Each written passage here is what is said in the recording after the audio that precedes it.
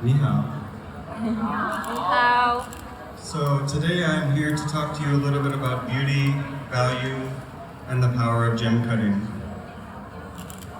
My name is Justin K Prim, and I'm the Faceting Instructor at the Institute of Gem Trading in Bangkok. I'm an American gem cutter, and for the last few years I've been traveling around the world looking at different gem cutting techniques from different countries while I'm writing a book about the history of gem cutting. As I've been doing this research, I've been able to actually learn the different techniques from the different gem cutters, and we've incorporated this into our class in Bangkok, and meanwhile also doing gemology training with AIGS and GIA. We started a school 2 years ago in Bangkok because we saw not many places teaching gem cutting anymore. And so the idea with the school is that we have traditional gemology education system like GIA or AIGS or GEM-A, and we've got the actual trade. And so our goal is to be the sort of bridging point for young students to be able to go from gemology training to the actual trade. So today I want to talk about gem cutting, which is my specialty. So what we're going to look at today, we're going to talk about what is gem cutting. We're going to talk about a little bit of the history of cutting. How did we get to this point in 2019? We're going to look at how does gem cutting actually work? How do we go from a rough gemstone to a finished piece for jewelry? I'm going to talk to you about the power of cutting and how the gem cutter has the ability to change the appearance and affect the beauty of the stone.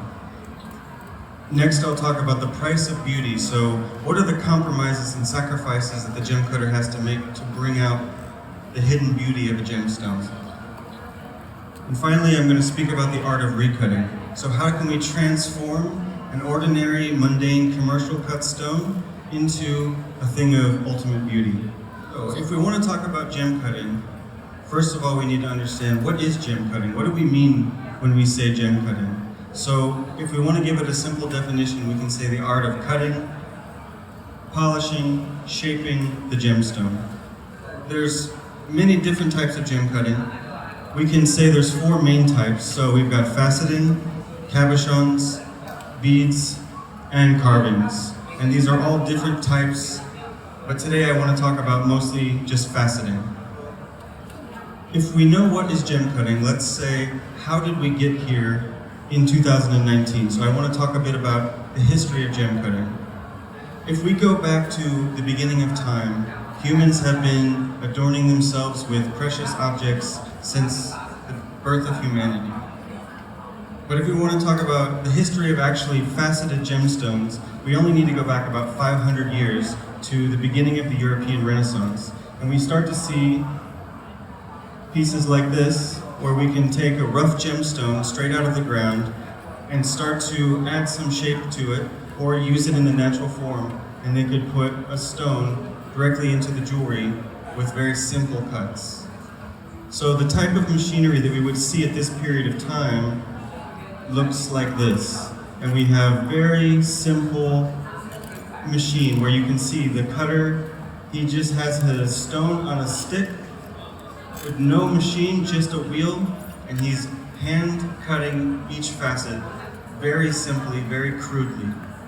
So the type of stones that they could cut with a machine like this are very simple. We would see only 4 sides with a table, no fancy cuts, just very simple, easy to cut with a hand only. So if we go forward 100 years, we see the beginning of the modern machine starting to become used. And here we see a handpiece for the first time. So this allows for the gem cutter to actually have some control over the cutting, so he can give it specific angles and he can rotate the stone very specifically and be able to make a more complicated, sophisticated cut. So the type of stones that we could use with this machine become a little bit more sophisticated. Here we can see multiple styles of faceting. Here we can see many different types of shapes being able to cut. This would not have been able to happen 100 years earlier when they didn't have this handpiece machine. So if we move forward again a few hundred years later, we see the next development in the technology. So here we have two new developments. On one side, the cutter has stopped using the handpiece and started to use a new type of technology called the jam peg, which is something we still see today. But also, the handpiece continues to get more advanced, more sophisticated, so that we can control it even better. So with these types of machines, the stones can get very, very complicated and sophisticated. Here we can see something that looks just like any gemstone that we might see in this room today. So from this period until the future, the technology is almost to the point where it is today. So from that point, the handpiece becomes a little bit more sophisticated. We see this piece from Germany, which has a lot more features. We see wheels for rotation. We see gears for giving it angles. So it's very, very sophisticated now, and it can do really anything that we need it to do. So from here, the handpiece gets refined again. In the 1960s, it goes to Japan, and we see the Imahashi company copying the German, but making it more sophisticated, yet more easy to use at the same time. And so finally, we see the last modification happening in Sri Lanka. The Japanese handpiece goes to Sri Lanka, becomes even more simple, which makes it easier to use and also cheaper to buy. And this is the machine that we see being used all over the world today. And now with this modern, sophisticated machine, we can make any type of stone, any cut, as good of quality as up to the cutter's skill. So now we've seen a little bit of history. We've seen some of the technology that we use. Let's talk about exactly how do we really do this kind of cutting transformation. So let's talk about the process of cutting from rough to faceted. We can say that the gemstone has 3 stages in its life, starting with the rough stone, straight out of the ground, going to the pre-forming step, and finally into the cutting and the polishing. So this rough stage, this first step, is the most important step, because this is the point where the gem cutter has to decide what shape will the stone become, what kind of design is he going to use to make the color better, to make the stone shine, to make it beautiful. So it's in this stage where he has to look at the stone, really analyze every part of the gem, figure out the shape, and then once he figures out his plan, he can actually start to take the stone in his fingers and make the first cutting just by hand, and then finally using the machine to do the faceting and the polishing. When the cutter's looking at the rough, he has to figure out what common shape that he wants to use is going to make sense for that stone. And here we can see many of the popular shapes that we can see all over the jewelry in this room. So he has to figure out which shape uses the stone in the best way so he doesn't lose the weight, but he can also enhance the beauty of the stone. And so, aside from just the outline shape, the shape that he wants to use, he also has to think about which pattern is going to enhance the stone the best. And I want to talk about a little bit about each one of these and see what's the difference and why we might choose one over the other. So the first one I want to speak about is the brilliant cut.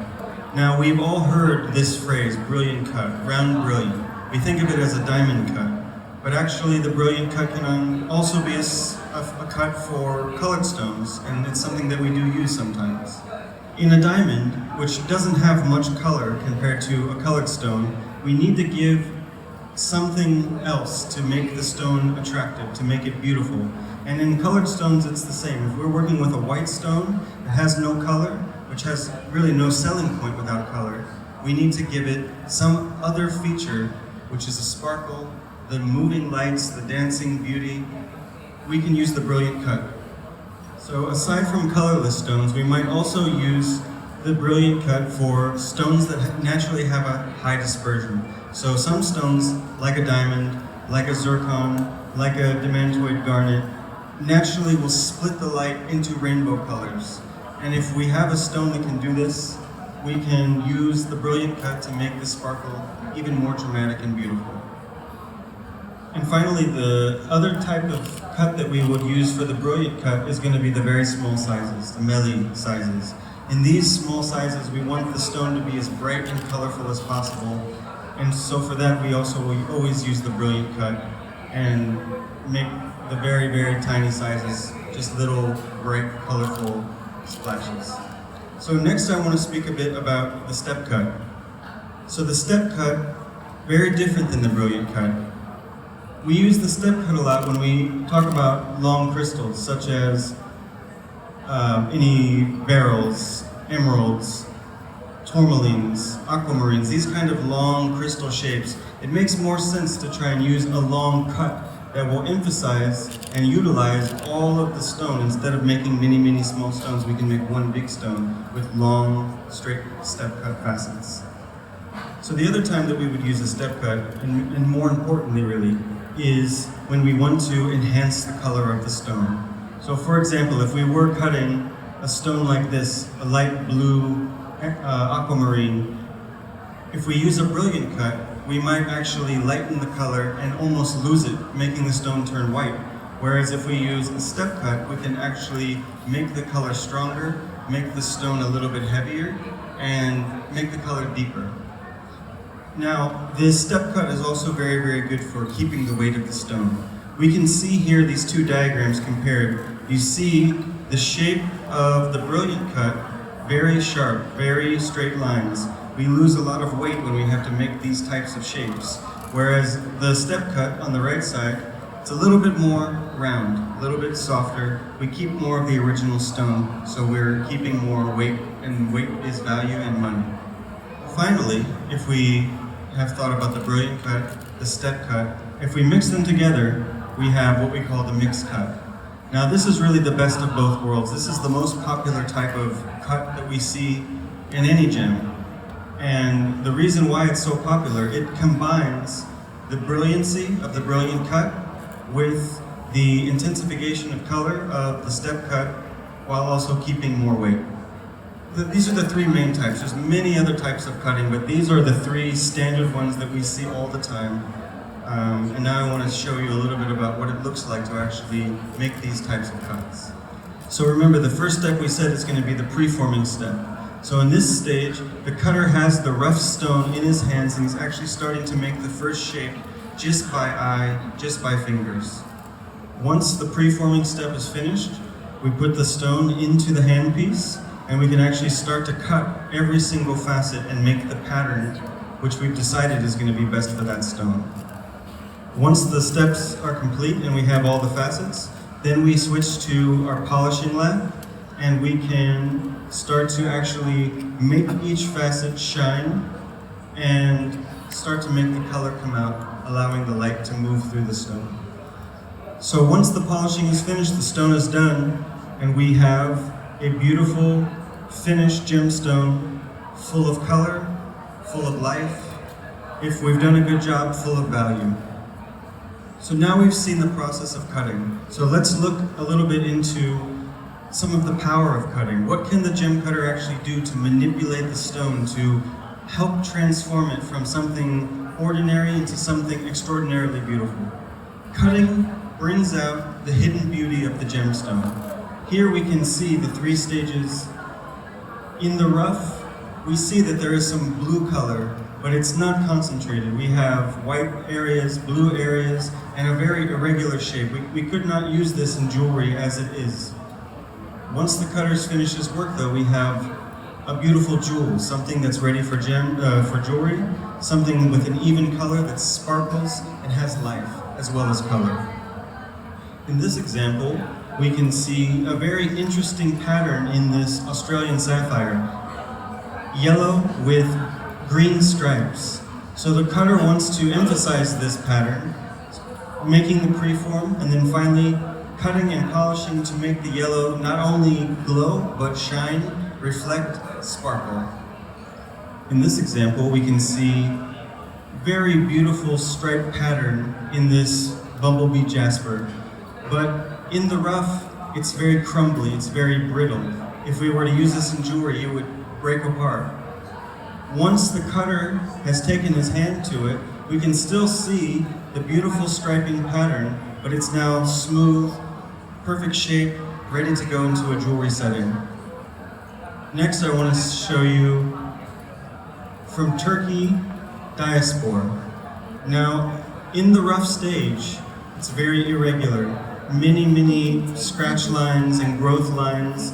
Not something that we would really look to put inside of a jewelry. It's not beautiful in its natural state. But once I've taken it and cut the facets, cut out flaws, and left only something that's clean, beautiful, shines with color. So in the process of bringing out this hidden beauty, the cutter has the ability to manipulate the stone a little bit. Here we can see two pieces of topaz from the same piece of rough. One stone cut in half. On one side we've used a brilliant cut, on the other side we've used the mixed cut. Notice that on the left we've lost color. It looks very light, whereas on the right side we've actually made the color deeper. So this is part of the power that the gem cutter has when he's working on the stone. Next, I want to show you that the gem can become sharper through cutting. Here, again, two pieces of the same material. On the left, we can see that in the middle there is a window, an area where the light passes right through. And in fact, we can see the words written behind the stone. This is an area where there's no light reflecting. It's a hole in the stone. This is not good. We would like the stone to look more like the one on the right. Full of color, reflection all the way through, no window. Well, aside from the cutter being able to manipulate the stone to bring out the beauty, the cutter also has the ability to express his own creative skill. And here we can see two examples of very interesting and unusually beautiful cut geometric stones.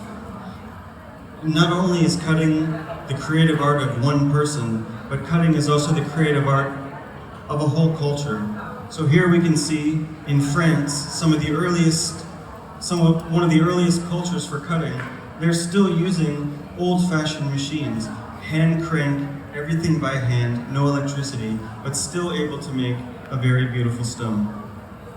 When we look to Sri Lanka, we see something totally different. A very modern handpiece like the one I've showed you. Very sophisticated. We know angles, we know all the rotational indexes, so this is a very modern expression of cutting. In Thailand, one of the cutting hubs of the entire world, they've developed techniques to be very quick. So they want to be able to make a beautiful stone, but they have to do it quickly so they can keep the cost low. In Switzerland, we see something totally different. An entire gem cutting industry built around fine watches. So the Swiss industry has developed their own machine, their own technique, and their own cut, which is the tapered baguette, all in order to be able to build a geometric shape that can fit around a watch face. In China, we see something else very different, a very unique type of machine made to be quick, also able to create very beautiful stones quickly. And finally, we see in America, they've taken the cutting machine to the highest levels with digital tools, angles, and all kinds of various knobs and adjustments to help the cutter to cut the most perfect stone that's possible. So we can see every country has their own technique, their own tradition, their own style, but all with the same point, to create something that's beautiful, something that's cost-effective, something that anyone would want to buy and put into jewelry. So now that we've seen some of these cultural representations, I want to talk about the sacrifice that must be made to create a beautiful stone. Because of course, when we cut something off, we lose something, whether that's weight, whether that's color. So I want to talk about the sacrifice of the gem cutter and the price of beauty.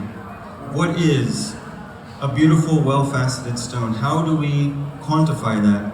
I want to talk about a few different ways that we can look at the stone. So the first thing that we want to look at if we're trying to figure out if our stone is well done, we look at the shape. So the symmetry, that means the outline. If it's an oval, we want all the corners to be the same exact curve. If it's round, we want to have a perfect circle. If it's a square, we want parallel lines that are all symmetrical with the table. Next, we want to look at the quality of the polishing. We need a perfect stone to have perfect polish, meaning no scratches, no polishing lines, no areas of the stone where the polishing has been missed, so we want the perfect shine. Finally, we need to have pleasing proportions. We want the stone to look attractive to us, in its setting. So we don't want a stone that's too long, too thin, too fat, too short. We need to have a certain area where we can say this is a good stone, and this is our rule of thumb. So we don't want it to be too deep, we don't want it to be too shallow, we need it to have the pleasing proportions. So now I want to show you a few examples so we can understand what does a perfect stone look like compared to a less than stone. So here we can see pink tourmaline. Both stones, same material, different stone. We can see on the left, better color, but the stone is ugly. The outline is wrong, there's a bumpy area here, the facets aren't good, the polishing looks cloudy. We have dark areas, we have light areas, there's no balance to the stone. And in the stone on the right, we can see, though it's a lighter color, the stone is more beautiful. The outline shape is perfect, the faceting is perfectly balanced. Even the shadows of the stone are symmetrically balanced, creating a pleasing effect with a center point and a focus.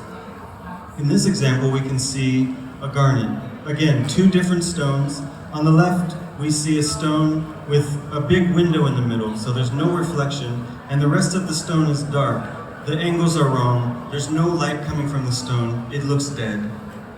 In the stone on the right, we can see that with better faceting, we have a stone that can sparkle, full of fire, full of life. The outline shape is perfectly balanced so that when we look at the stone, it makes us feel good. Now I'll show you gray spinel. So in this example, we see the original stone is dark. It has a window. It's very heavy, but there's no beauty. It doesn't shine, it has no color. Again, it looks dead. Now we took this is the same stone. We recut the stone into something with better proportions, perfect angles, and you can see the stone on the right is pleasing. It has blue color coming out where we didn't see almost any blue over here. We've got sparkle, we've got flash, we've got fire. The stone that was dead is now alive. And you can see from the numbers at the bottom, this is the before weight, after weight. So we've lost almost half the stone, yet the price that we sold the stone for is almost 4 times higher than the price we bought it for. This is because of the beauty. So this brings me to my next topic, which is the art of recutting. So how can we take a stone that's ordinary and common and turn it into something extraordinary and beautiful? The idea of recutting is simple. We take a stone like this. This is any stone that you might find on the market. You can see big hole in the middle of no color, many dark areas, and only a couple areas where the stone actually shows us its true beauty. So once I've taken the stone and recut it, this is the same stone, you can see even color, more saturation, more balance to the stone, more beautiful, the value goes up. We can say that with modern technology, meaning the newer, more sophisticated types of faceting machines, mixed with the art and science of gemology, understanding the difference of each stone, plus the practice of the gem cutter and his ability to see the fine details that he's cutting, means we can make a well-cut stone. And for recutting, we can say, taking a commercial cut stone, turning it into a well-cut precision stone, means increasing your value. So when talking about recutting, we want to be able to improve the value. And we can say that a gemstone has no value if you can't sell it. People are willing to spend more money on a stone that's more beautiful. Simple enough. A smaller but well-cut stone will almost always be worth more money than a bigger but uglier stone. Ruby is the one exception to this rule. So let's see some examples. Here on the left, we can see these are the same stone. In the beginning, the stone was dark. The shape was good, but the color was bad. It looks almost black because the angles are wrong. After I finish the recut, you can see, that the stone is full of life, full of color. It radiates red, whereas before it was black. The stone is alive. And you can see down here that I only lost half a carat to do that, which is not very much at all. In this example, we have tourmaline. So on the left, we can see a very, very big stone. It's it's a stone that's been cut for size, not beauty. 95 carats, it's huge, but when you see it from the front, it looks black. There's a hole in the middle. It doesn't look good. And you can see after the transformation, we have a stone that's lost weight, but more color, more shine, more sparkle, and we can actually see that the stone has a deep orange color that we didn't see before. In the next example, we have a tanzanite transformation. So here we can see there's a hole in the middle of the stone. Nothing's being reflected here, but we can see that the color is good. We have many areas of black, areas where the color doesn't show us anything beautiful, it's just dark.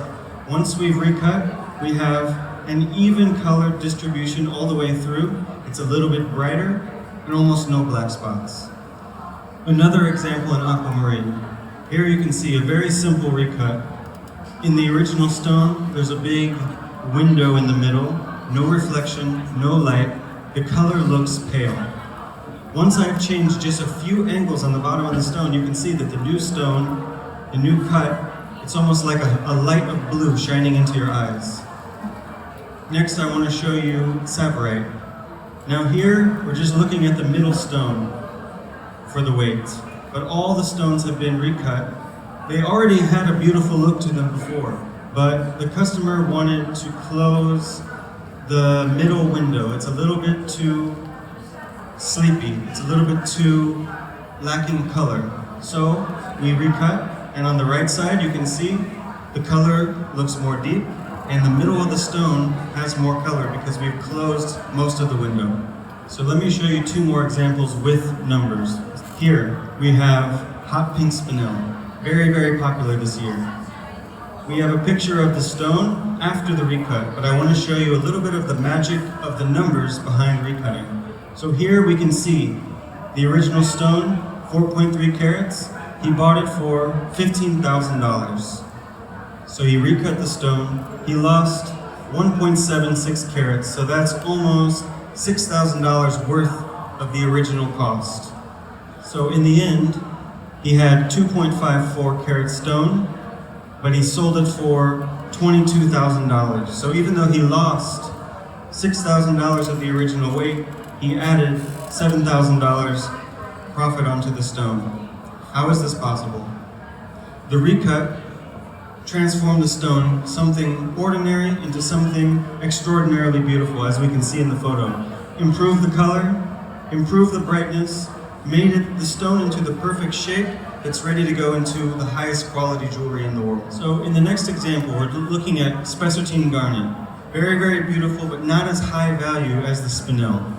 Here we can see the original stone, 7.5 carats, purchased for $6,000 total. Once he's done the recut, he's lost 2.5 carats, which was $2,000 worth of the original weight. Once the stone's finished with the recut, he's got the stone down to 5 carats, so he's lost weight, but he sold it for $7,000. So even though he lost $2,000 worth of weight, he actually made $1,000 on the stone. So how is this possible? Again, because of the recut, we went from something that was ordinary and misshapen into something that was beautiful. Improved clarity, improved color, and a perfect shape. What our goal is in Bangkok is to teach people how to do this. So how can we learn to cut a gemstone from the rough? How can we learn to transform a mundane stone into something beautiful? This is what we teach in our class. So starting in December, we're having classes in Chinese language and English language. You can come visit us. I want to thank you guys for sitting, and we're in booth D08 if anyone wants to come and see the machines, see how we do this process, and talk about Chinese language cutting class. Thank you. Thanks to Justin for sharing such a useful information.